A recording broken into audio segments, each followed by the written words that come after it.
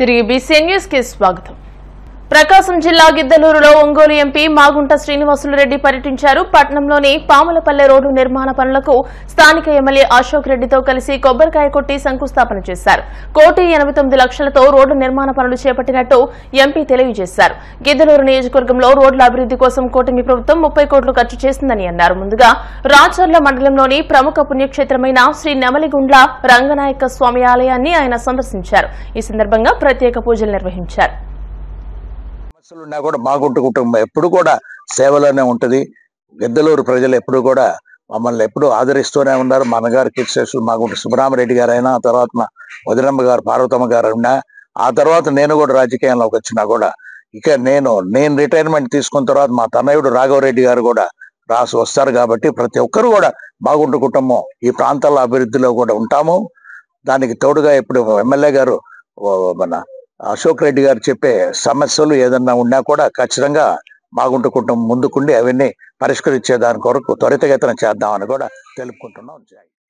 విశాఖ జిల్లా వైసీపీ విస్తృత స్థాయి సమావేశానికి పార్టీ నేతలు భారీగా హాజరయ్యారు. ఈ సమావేశానికి 41వ వార్డు నుంచి పార్టీ నాయకులు భారీగా తరలివచ్చారు. ఈ సందర్భంగా మాజీ ఎమ్మెల్యే వాసుపల్లి గణేష్ కుమార్ మాట్లాడుతూ కూటమి ప్రభుత్వం ఇచ్చిన హామీలను అమలు చేయడంలో విఫలమైందని మండిపడ్డారు. డిప్యూటీ సీఎం పవన్ కళ్యాణ్ కు సత్తా ఉంటే ఎన్నికల్లో ఒంటరిగా పోటీ చేసి గెలవాలని సవాల్ విసిరారు. ప్రజల్లోకి కూటమి ప్రభుత్వ వైఫల్యాలను ఎండగట్టి వాస్తవాలను తెలియజేస్తామని పార్టీ అధినేత జగన్మోహన్ రెడ్డి పిలుపుతో నిరంతరం ప్రజల్లోనే ఉండి పార్టీ బలోపేతానికి కృషి చేస్తామని తెలియజేశారు. జగన్మోహన్ రెడ్డి గారికి నాంది మళ్ళీ బంపర్ మెజార్టీలతో 2027 ఎలక్షన్స్ వచ్చేటప్పుడు 175 నియోజకవర్గాలు 175 నియోజకవర్గాలు గెలుచుకునే సత్తా జగన్మోహన్ రెడ్డి గారికి ఉందని తెలియజేస్తా ఉన్నాను. ఈరోజు పవన్ కళ్యాణ్ ఛాలెంజ్ చేస్తా ఉన్నాను. సింగిల్ గా నువ్వు పోటీ చేసి నీ సీట్ ను గెలువు. లోకేష్ ని చెప్తా ఉన్నాను, సింగిల్ గా పోటీ చేసి నీ సీట్ ను గెలువు. కానీ జగన్మోహన్ రెడ్డి గారికి 170 సీట్లు గెలిపించుకునే సత్తా ఉందని తెలియజేస్తా ఉన్నాను. That is the leader, the transformation leader Jaganmohan Reddy గారు. చెప్పిందే చేస్తారు, చేయలేకపోతే చెప్పరది. అటువంటి మాటకు కట్టుబడి ఉండే నాయకుడు కేవలం భారతదేశంలో బాబాసాహెబ్ అంబేద్కర్ లాంటి వాళ్ళు, స్వర్గీయ ఎన్టీ రామారావు గారు, స్వర్గీయ వైఎస్ రాజశేఖర రెడ్డి గారు, అలాగే జగన్మోహన్ రెడ్డి గారు అని చెప్పి తెలియజేస్తాను అనమాట. అటువంటి నాయకత్వంలో మీ అందరూ కూడా ఇంకా ఒకటే చెప్తా నేను, మీరందరూ చూసారో లేదో రాకీ 4 ఎప్పుడైతే ఒక నాకౌట్ షాట్ తగులుతుందో ఇంకొక 4-5 నాకౌట్ షాట్లు పడతాయన్నమాట ప్రత్యర్థి మీద. ఇప్పుడు ఆల్రెడీ ఒక నాకౌట్ షాట్ పడింది, పొగాక్ అని చెప్పేసి ఒక నాకౌట్ షాట్ పడింది. అలాగే ఏదైతే పల్నాడు ఒక నాకౌట్ షాట్ పడింది, మిక్సీకి ఇంకో నాకౌట్ పడింది అన్నమాట. ఇంకొక నాకౌట్ షాట్ ఈ అంటర్ ఫ్లాప్ అయిపోతుంది ఈ ప్రభుత్వం చేసి తెలియజేస్తా ఉన్నాను అన్నమాట. చేశాను ఆ మాట నేను ప్లాన్ చేశాను పవన్ కళ్యాణ్ కి, సింగిల్ గా పోటీ చేయవయ్యా, నీ సత్తా ఏదో చూపించుకోవయ్యా, గెలుచుకుంటావా లేదో చెప్పయ్యా. వైఎస్ జగన్మోహన్ రెడ్డి గారిని ఏదైతే చూపించేంత నీకు సీన్ లేదు, అది సినిమాల వరకునే అది పరిమితం. 175 నియోజకవర్గాలు గెలిపించుకునే సత్తా, సింగిల్ గా 150 సీట్లు కొట్టిన ఘనత జగన్మోహన్ రెడ్డి గారు. 25 సీట్లకి 23 సీట్లు ఎంపీ సీట్లు గెలిపించుకున్న ఘనత జగన్మోహన్ రెడ్డి గారికి. ఎన్ని సీట్లున్నా సరే మోకారు వెళ్ళదు ఆ మోడీ దగ్గరికి వెళ్ళి.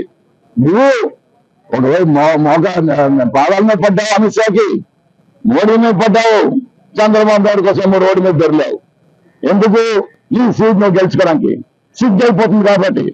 2019లో పోయాను, మళ్ళీ 2024లో కూడా పోతే నా పార్టీని మూసుకోవాలని చెప్పేసి నువ్వు చేసిన హడావుడి ఎంత అంత కాదు. అందుకే ఈ 2029లో నీకు ధైర్యం దమ్ము ఉంటే ఇది నిజమైన లీడర్షిప్ అనుకుంటే చెయ్యి ఆ పోటీ సింగిల్ గానా. ఇప్పుడే చెప్తా ఏంటంటే నాకు లీడర్షిప్ రాదు అని అంటావు. ఒకవైపు చంద్రబాబు నాయుడు చూసి నేర్చుకోవాలంటావు. ఏం నేర్చుకుంటావు? చంద్రబాబు నాయుడు చూసి మోసం నేర్చుకోవాలి. ఇదే నీకు అవసరమా? ఇది అవసరమా? అందుకే మీ అన్నిటికి తెలిసి రాజకీయాలను విరమించుకున్నాడు అనమాట.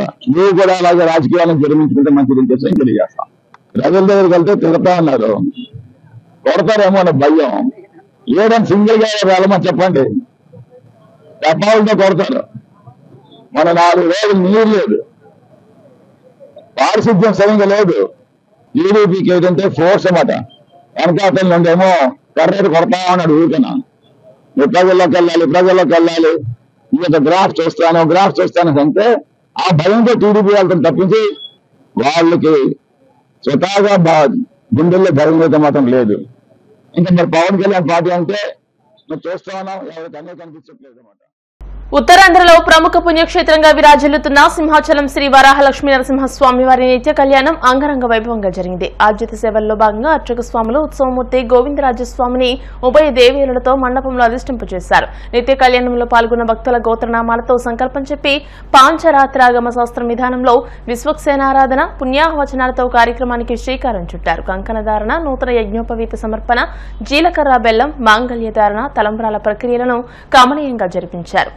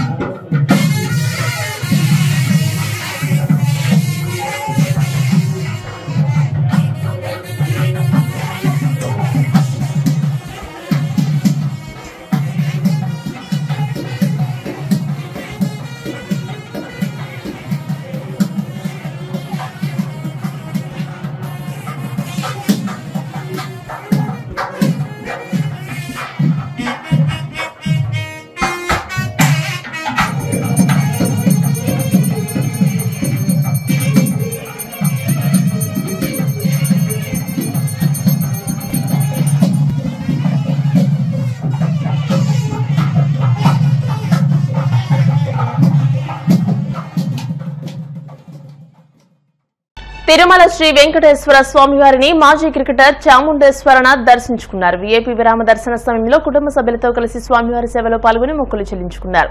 దర్శనానంతరం వీరికి రంగనాయకుల మండపంలో వేద పండితులు వేదాస్త్రవచనం అందించగా ఆలయ అధికారులు స్వామివారి తీర్థ ప్రసాదాలు అందజేసి పట్టు వస్త్రంతో సత్కరించారు. వార్తలు ముగించే ముందు ముఖ్యాంశాలు మరోసారి.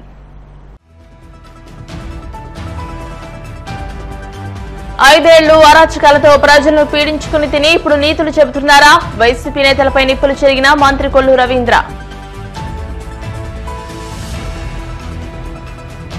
రాష్ట్రంలో టీడీపీ సైకో బ్యాచ్ రెచ్చిపోతుందన్న మాజీ మంత్రి పేర్ని నాని. కూటమి నేతల ఉన్మాదంతో రాష్ట్రం రక్తమోడుతోందని ఆగ్రహం. పేర్ని నాని నోటికొచ్చినట్టు మాట్లాడితే చూస్తూ ఊరుకునేది లేదు. Kapu corporation chairman Kothapalli Subbarayudu fire. Tirumala శ్రీవారిని దర్శించుకున్న మాజీ క్రికెటర్ చాముండేశ్వరనాథ్. ఆలయ మర్యాదలతో స్వాగతం పలికిన అధికారులు. ఈ వార్త ఇంతటితో సమాప్తం. మరిన్ని వార్తల కోసం BCN digital YouTube channel, Facebook page ని ఫాలో అవ్వండి. అప్డేటెడ్ వార్తల కోసం ప్లీజ్ సబ్స్క్రైబ్.